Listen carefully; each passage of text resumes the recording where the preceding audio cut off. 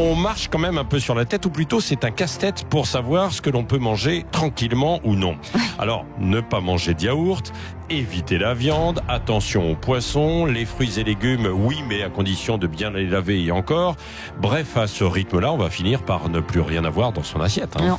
Et dernière nouvelle, le soja. Alors que certains le recommandent, eh bien, mise en garde hier de l'association de consommateurs UFC Que Choisir, qui a annoncé avoir saisi les autorités sanitaires, les services de répression des fraudes. Pourquoi ? Eh bien, parce que des analyses sur des produits alimentaires à base de soja montrent des teneurs particulièrement préoccupantes en phytoestrogènes, c'est-à-dire qu'il y a suspicion de perturbateurs endocriniens.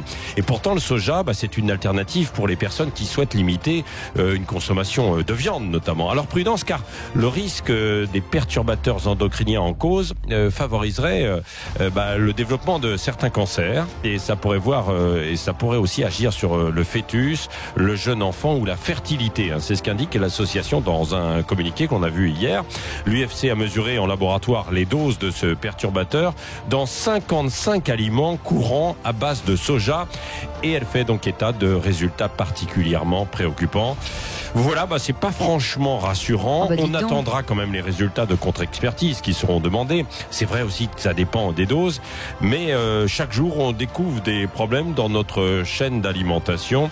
Tiens, on en parlera peut-être avec vos invités tout à l'heure de 9h45. Oui, avec Guy Carlier, qui nous expliquera comment il a perdu 125 kilos.